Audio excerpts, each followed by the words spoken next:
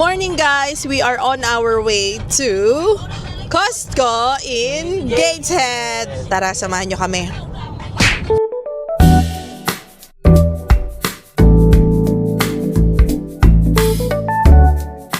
Pupunta kami sa Costco once a month. Yes. Kasi bumibili kami ng mga maramihan doon kasi mas nakakatipid kami. Like yung mga toiletries, mga kitchen towels, mga tissue sa banyo, mga dishwashing liquid. Malaki yung natitipid namin. At saka yung quality ng meat, mas maganda yung quality niya compared sa mga nabibiling grocery namin dito. Yung meat na binibili ni Tom is yung malaki. yung binibili ni Tom na meat is whole cut, tapos siya na lang yung naghahati kasi mas mura siya compared sa mga binibiling beef or steak sa mga local grocery stores dito. Summer na dito sa UK kaya sobrang ganda ng weather. Look, ipapakita ko sa inyo kung gaano kainit.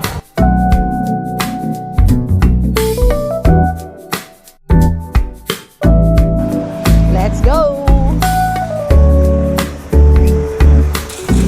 Daddy! Hi!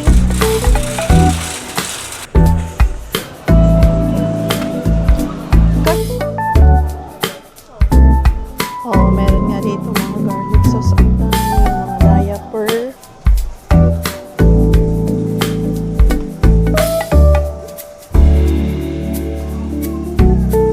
Ayoko, sila na lang, okay na ako.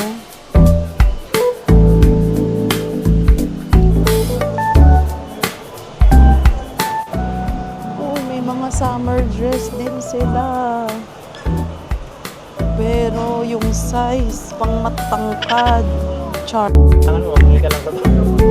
Diyan na mabigat ba? Hindi ka lang sa bahay. Dadaan ka sila. Diyan.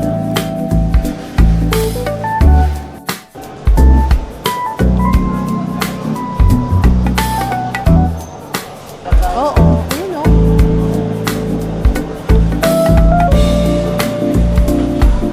Mama, Anong masasabi mo, sir? mag-lecture na lang tayo. Pork belly. Well, ano other stuff. Di ba may nakita kang 70 Dati wala na yung something? ganun. Siguro na, discover ni Tomas.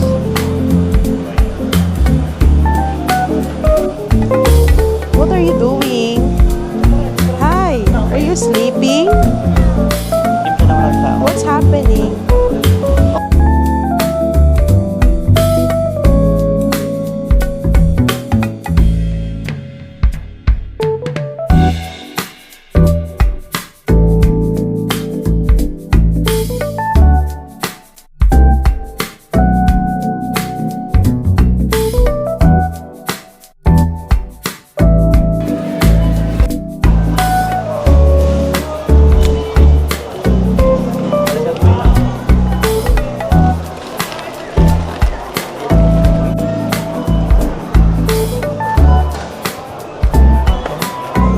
Aragon.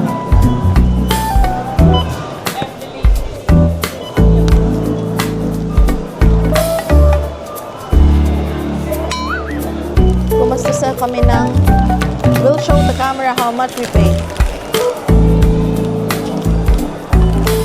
239.39 pounds. Ang pinakamahal dito ay